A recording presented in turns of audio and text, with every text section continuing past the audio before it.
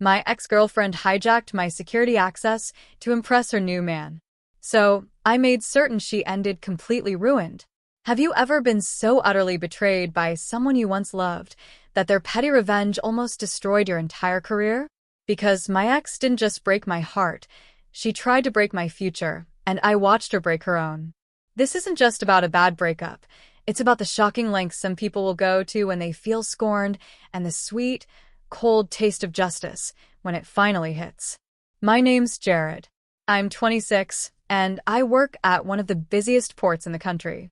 And let me tell you, they don't pull you out of a job mid-shift unless something is already on fire. Nothing good ever starts with a supervisor walking toward you with that look on their face. I was elbow-deep in a reach stacker's hydraulic system at Pier J, covered in grease, sweating through my third shirt of the day. Just another Tuesday. But then I saw Paul, my supervisor, cutting across the yard with a walk that screamed, "Somebody's day is about to get very complicated." Behind him was a woman I didn't recognize. Business casual, lanyard screaming compliance, scanning the yard like she was cataloging every single person, every movement, every potential problem. That energy? I know it from 100 yards away. It was 2:40 p.m. on a Thursday. I remember because I just checked my phone, hoping for a quick break, and instead, I saw 3 missed calls from an unknown number. Turns out it was Terminal Security's office line. Never a good sign. My classification review was next month. Whatever this was, the timing couldn't be worse. Paul stopped about 10 feet away. The woman stayed back, watching me like I owed her money, and she was calculating interest.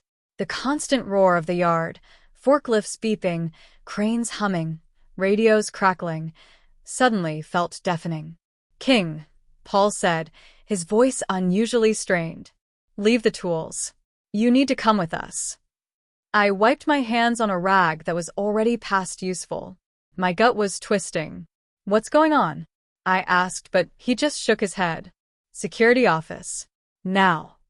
I'd started as a yard jockey, worked my way up to equipment tech. I maintained everything that keeps more cargo moving than most people even realize. I'd never been called to security for anything serious. Never had a complaint. Never missed a safety check. Just 2 weeks earlier, I diagnosed a fault in an ART-G crane that 3 other techs had missed. Paul had even put me in for an accommodation. Now that guy, that Paul, was walking me to security like a suspect. The walk across the yard felt endless. Longshoremen I'd known for years watched us pass. Guzman from the crane crew. Eddie, who ran graveyard. Rayon from security, who I played poker with twice a month. Nobody said anything, but I could feel the questions hanging in the air. The woman walked behind me like I was a prisoner. My boots echoed on the concrete. Somewhere behind us, a container ship horn blasted twice, a mournful sound. The security building was cold, air-conditioned to Arctic levels. They led me to a conference room with no windows. There was a folder on the table, my employee photo clipped to the front, my TWWIC number written below it in black marker. Paul sat across from me. The woman took the seat at the head of the table. "Mr. King," she finally said, her voice calm, chillingly so. "I'm Deepa Patel, investigator with Terminal Security." She reminded me of that hitman in Collateral, the one who treats everything like it's just business. Detached, professional, dangerous in a way that doesn't require raising your voice. "We have some questions about your TWWIC card." "My TWWIC?" I said, confused, reaching for my wallet. "I've got it right here." "We know you have one, Mr. King," she replied, her eyes unblinking. "That's not the issue." She opened the folder. "The issue is that a credential registered to your name was used to sponsor visitor access at a restricted pier yesterday at 11:43 a.m. You weren't scheduled there. You weren't on any work order, and you never filed a visitor authorization." Something twisted in my gut. "That's impossible," I said, my voice probably sounding weaker than I wanted.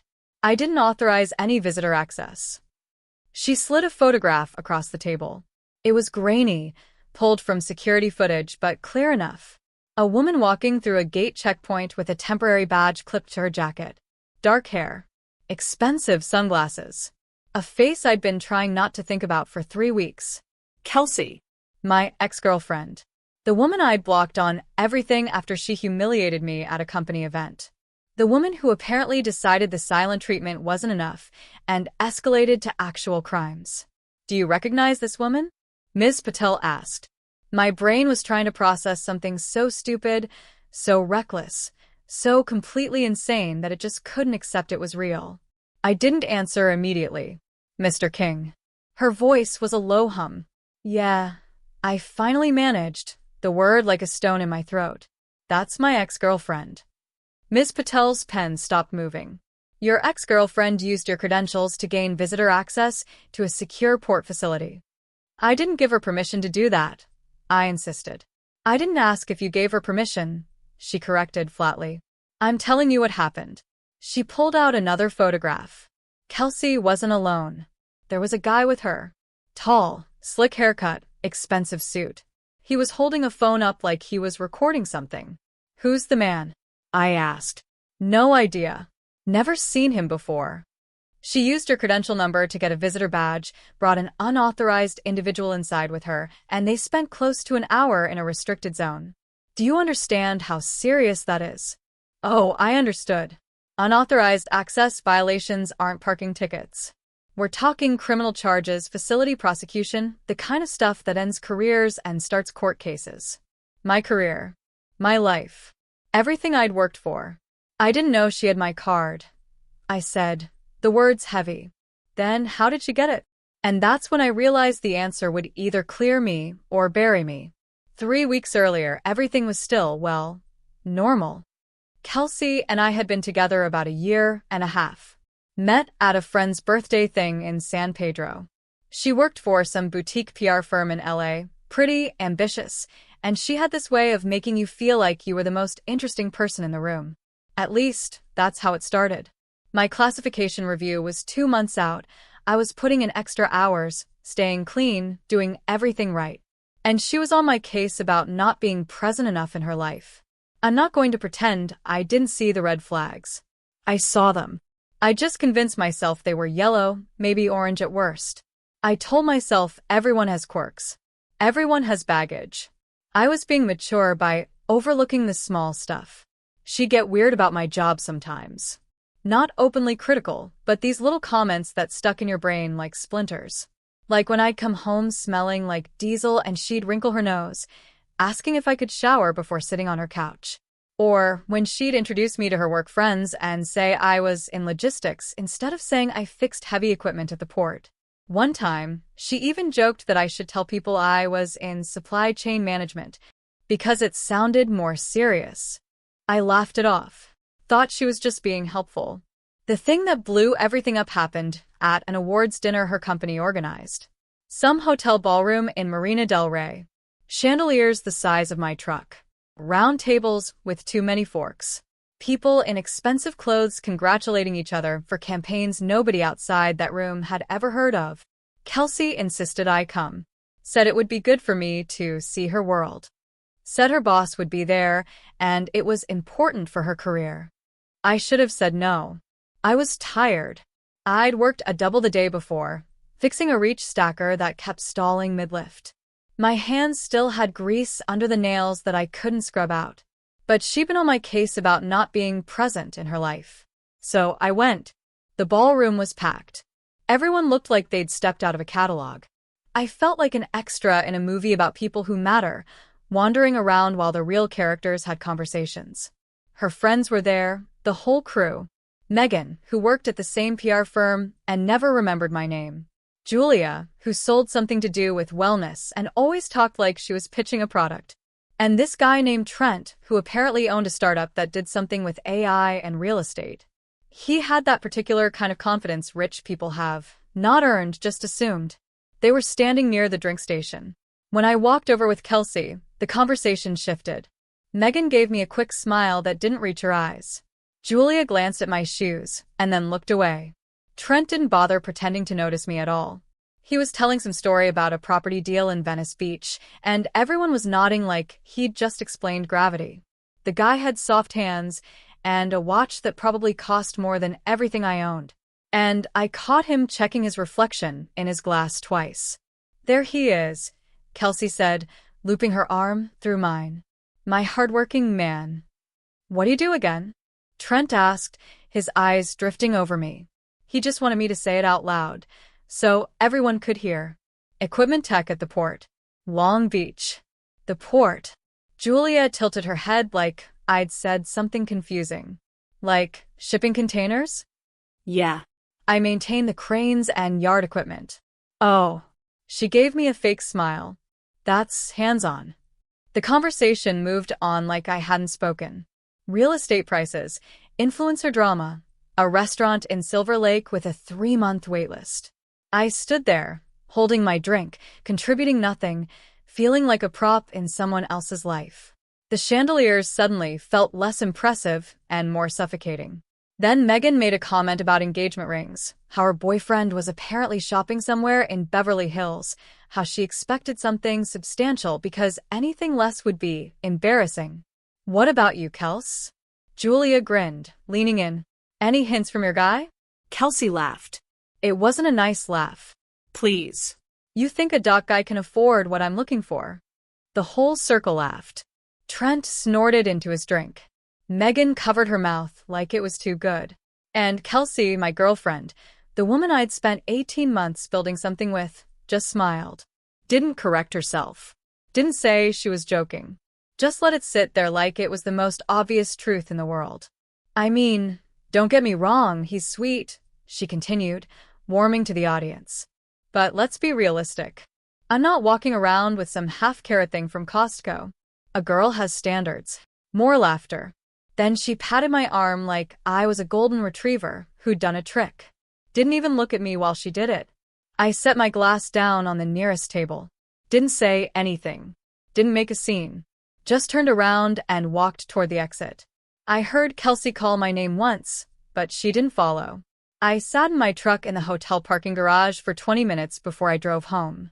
Didn't call her, didn't text, just drove. When I got home, I started packing up the stuff she'd left at my place. Clothes, a makeup bag, some books she never read. It took about an hour because she'd somehow spread her things through every room in my apartment. About 2 hours after I left the hotel, Kelsey showed up. She still had the door code, let herself in while I was in the shower, and started doing what she always did when she sensed a fight coming, acting like nothing happened, tidying up, moving things around, trying to normalize the situation. I came out, told her we were done, and told her to get her stuff and leave. She cried, argued, told me I was overreacting. I wasn't interested. I stood in the kitchen doorway and waited while she packed a bag. She made multiple trips between rooms, grabbing things. At one point, she was in the kitchen for a minute. Said she was looking for her phone charger. I was exhausted, running on no sleep, and a lot of anger. And I wasn't exactly supervising her like a security checkpoint. I heard a drawer open, the junk drawer. The one where I kept old cards, spare keys, random paperwork. She said she was grabbing a hair tie. I was standing in the bedroom doorway, arms crossed, just wanting her gone. I didn't walk over to check. She left around 1 a.m. I changed the door code, first thing the next morning. What I didn't realize until weeks later was that during that time in the kitchen, she'd found my old TWWIC card in that junk drawer. The card I'd replaced a few months earlier when I got my renewal. I'd kept it because I'm the kind of person who doesn't throw stuff away until I'm absolutely sure I don't need it. My dad was the same way. Receipts from 2003, old warranties, replaced cards just in case. She must have snapped a photo of it or written down the credential number. Either way, she had what she needed, and I had no idea. Every day that credential number was compromised and I didn't know it was a day closer to my classification review getting torched. After that night, she came back the next morning and pounded on the door for 10 minutes. The new code stopped her. She left a voicemail through a friend's phone, calling me childish and dramatic and unable to take a joke. I didn't respond. 2 days later, she texted from another number asking me to Venmo her $85 for her half of the anniversary dinner from 3 months ago. A dinner I'd paid for entirely, at a restaurant she picked. I didn't respond to that either. What I didn't account for was that Kelsey wasn't the type to accept being ignored. She was the type to escalate. And she was already holding the key to do it. 43 minutes inside a restricted zone. That's how long it takes to end two careers. The thing about my old TWWIC card is that it wasn't expired yet. I'd renewed early.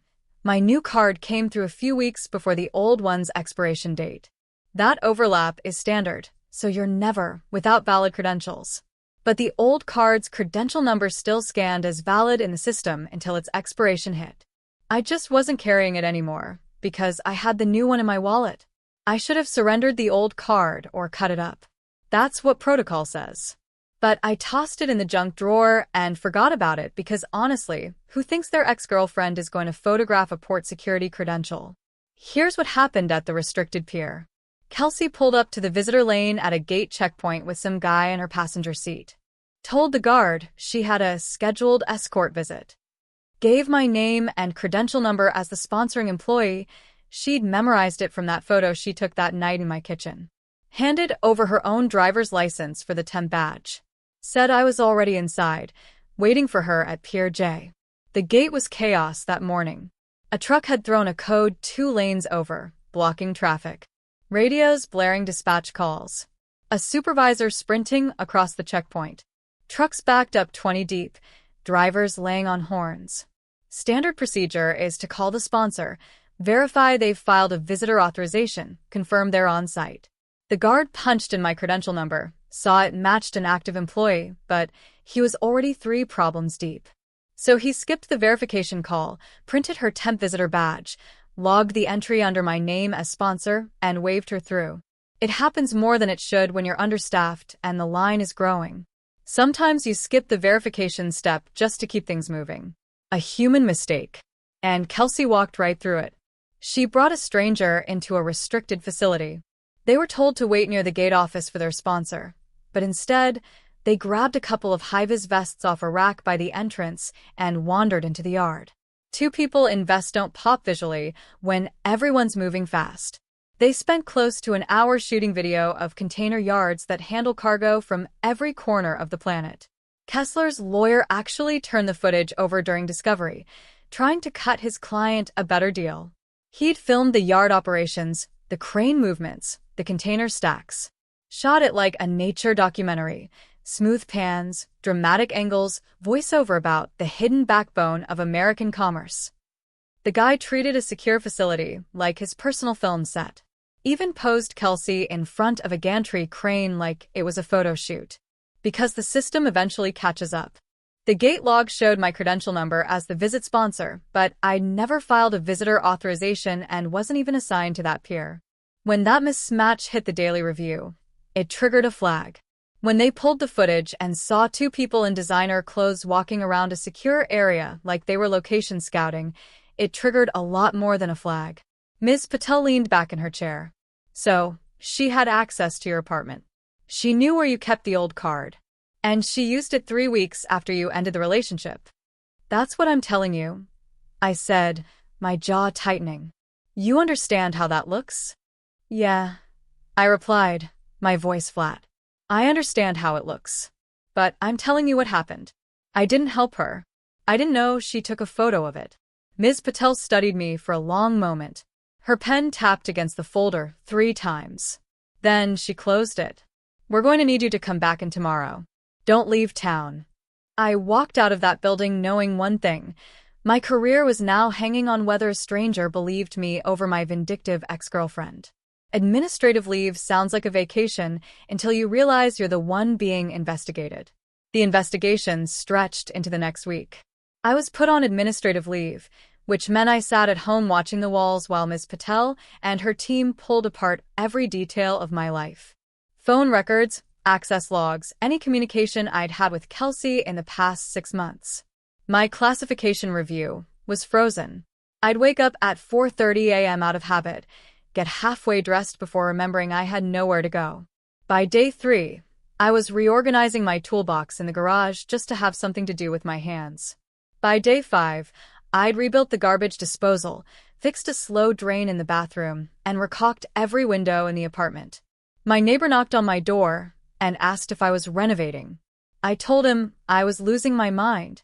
He laughed. I wasn't joking. Paul called me once to check in. Said the union was monitoring the situation, but couldn't do much until the facts were clear. Said I should sit tight and stay clean. Real helpful. When I came back to grab a tool I'd left in my locker, someone had written security risk on the door in black marker. Big letters, impossible to miss. Rayon saw it when I did. Didn't say a word, just called maintenance.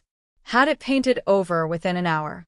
My buddy Javi showed up at my apartment the second night, despite me telling him not to come.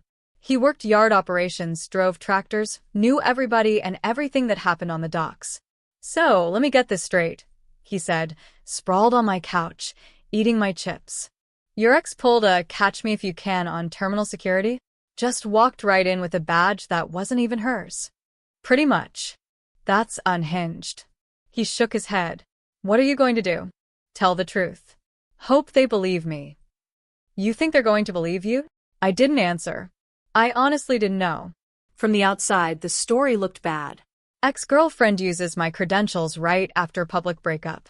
That could look like revenge on her part, but it could also look like I helped her get in, and now I was covering my tracks. Javi read my expression. Look, man, Patel's thorough, but she's fair. If you didn't do anything wrong, she'll figure that out. Since when do you know so much about how investigators work? I asked, a faint smile touching my lips. Since my cousin got caught stealing copper wire from a job site, and I watched the whole thing play out, he said, grabbing another handful of chips. Different outcome for him, but same energy. I laughed. First time in days. For real though, Javi said, suddenly serious. I got your back. Whatever you need. I don't think perjury helps my case. Fine. But the offer stands. I can also lie about smaller stuff if that helps. Like, I can say you're a great guy. That's only a medium lie. He pulled out his phone. Also, I looked up the guy she brought in. His name's Brandon Kessler. Runs a channel called Supply Side Stories. Lists his sponsors right in his bio. Some logistics software company. Why does that matter? Because when that company finds out their brand guy got caught inside a restricted facility using stolen credentials, they're gonna cut ties fast. And Patel might want to know exactly who Kelsey was trying to impress. He showed me Kessler's channel. The guy had about 40,000 subscribers and a voice like a TED Talk speaker who'd watched too many Netflix docs. His content was all about disrupting supply chain transparency and pulling back the curtain on global trade. Every thumbnail had him standing in front of shipping containers, looking serious. The comments were full of people calling him a visionary. I wanted to throw my phone into the ocean. By Wednesday, I'd gone through every possible scenario in my head. Best case, they believed me. I kept my job and Kelsey faced consequences for what she did. Worst case, they didn't believe me. My port access got revoked permanently and my career was over before I turned 30. They called me back in 3 more times that week, cross-referencing access logs, reviewing phone records, picking apart every detail of the timeline. Ms. Patel called me back in on Thursday for the final sit-down. Same conference room, same cold air conditioning. This time there was a guy in the corner I didn't recognize, older, gray hair, taking notes on a legal pad. We've completed our preliminary review, Ms. Patel said, her voice measured. We found no evidence you were aware of or complicit in the unauthorized access.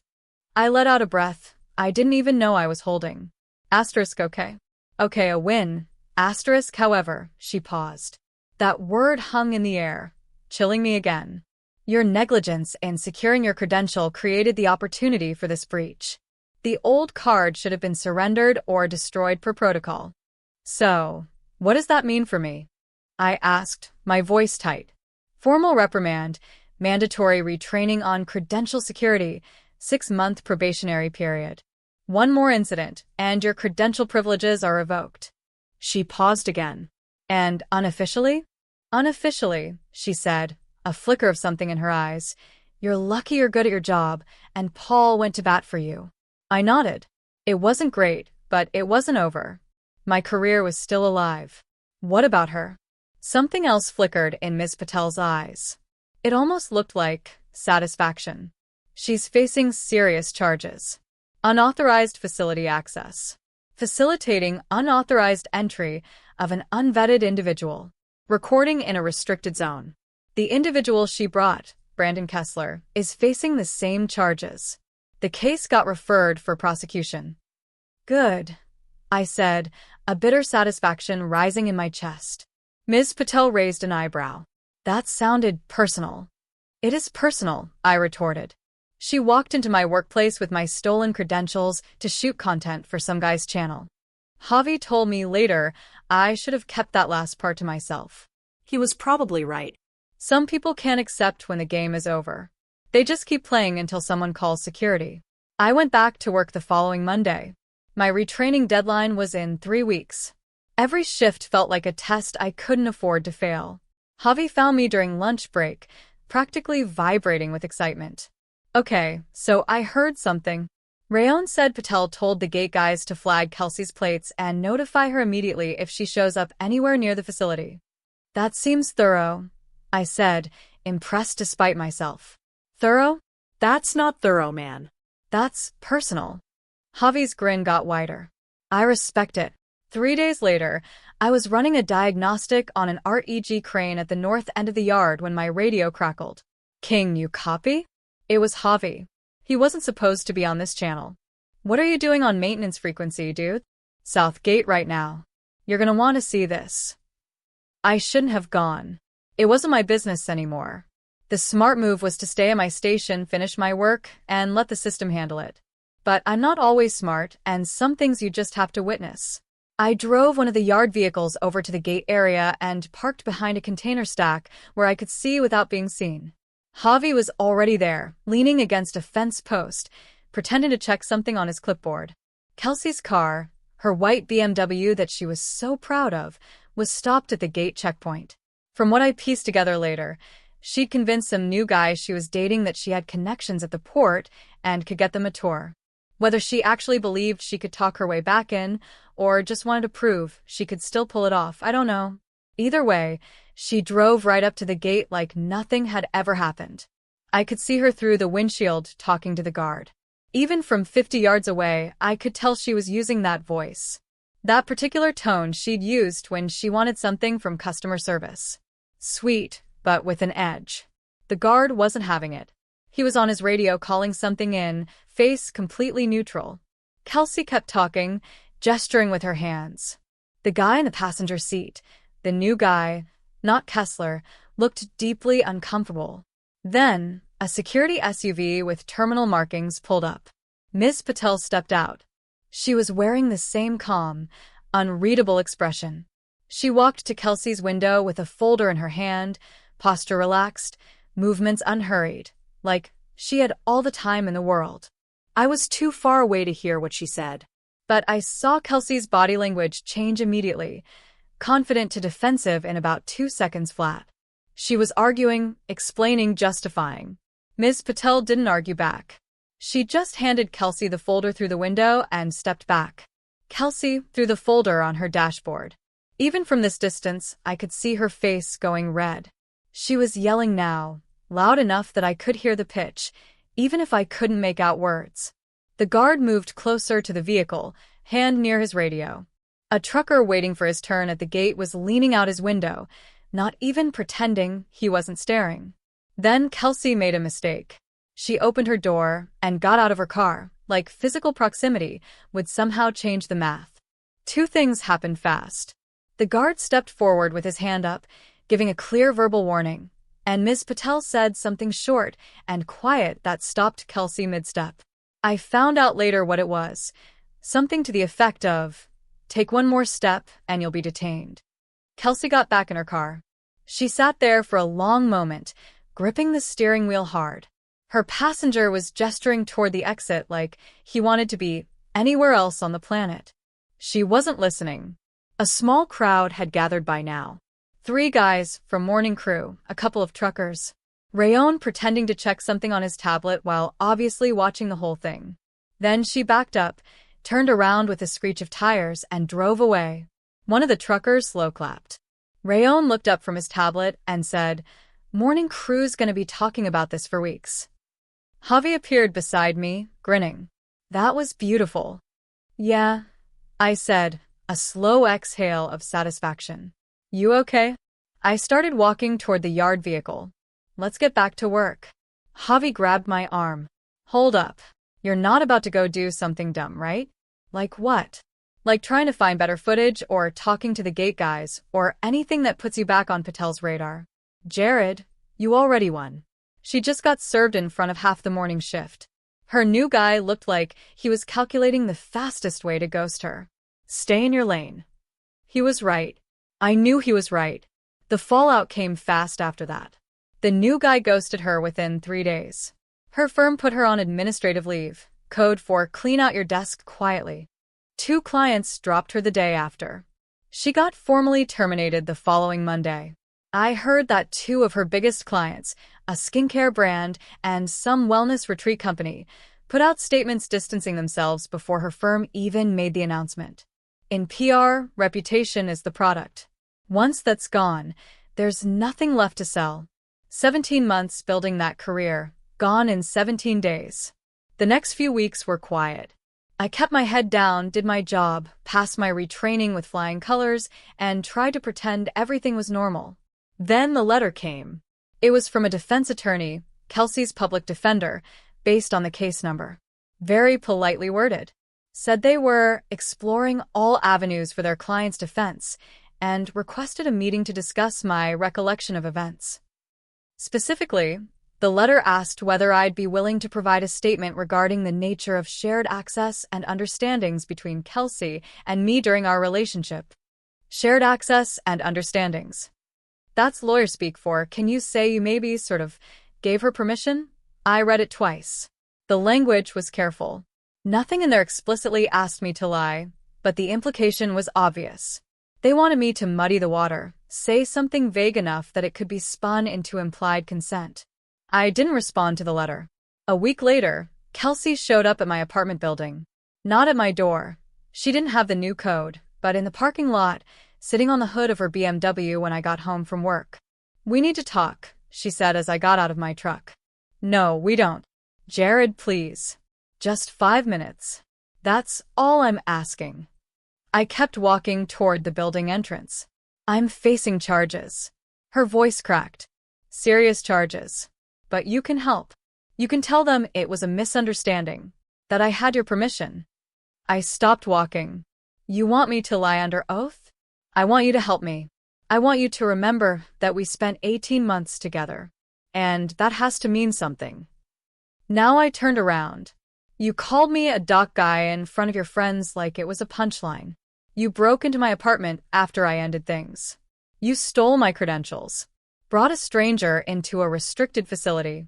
And now you want me to lie so you don't have to deal with the consequences? I'm sorry. I was wrong. I was insecure and stupid and I didn't appreciate I don't care. She flinched. I really don't. Not anymore. You made your choices. Every single one of them. She stared at me for a long moment. Then her expression changed. You're going to regret this. I really don't think I am, I said and walked inside. The whole thing dragged out longer than I expected. Continuances, motions, rescheduled dates, the kind of slow grind that makes you understand why people say the legal system moves at its own speed. It was nearly 4 months from the day of the breach before I got called in for the hearing that actually mattered. I'd been asked to provide a witness statement for the prosecution. The DA's office wanted my testimony to establish the timeline and confirm I hadn't authorized the access. My role was simple. Tell the truth. Answer the questions. Don't volunteer extra information. I was about halfway through my probationary period. Whatever happened in that courthouse would determine whether I had a clean record to go back to. I showed up and sat in the hallway waiting to be called. A courthouse downtown. All marble floors and high ceilings. Security checkpoint at the entrance. Metal detectors. The whole thing.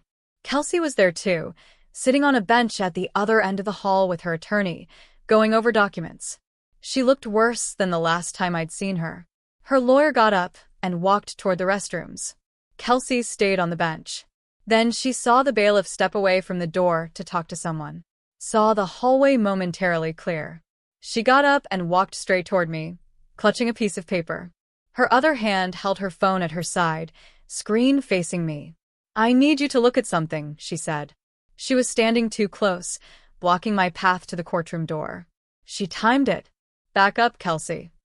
Just read it. It's not saying you gave me permission. It's just saying you don't object to a reduced charge. That's it. I noticed the phone angle. She wanted me on camera. Wanted me to say something she could use. Put the phone away. Her face flickered. Caught. I'm not recording. Put it away, or I'm getting the bailiff. She lowered the phone, but she didn't move. I know you're not heartless, she said, dropping her voice. Please just back up, I said. Now. She hesitated just long enough to confirm what she was doing. It's not permission, she said fast. It's just you not objecting to a reduced charge. I'm not signing anything, I said. And I'm not giving you a quote you can clip. Her face tightened. The mask slipped. The bailiff clocked her standing in my space and started walking over. Ma'am, he said, voice flat. Return to your seat now. She stared at me like she was trying to find a crack. Then she turned and walked back before she got herself in even deeper.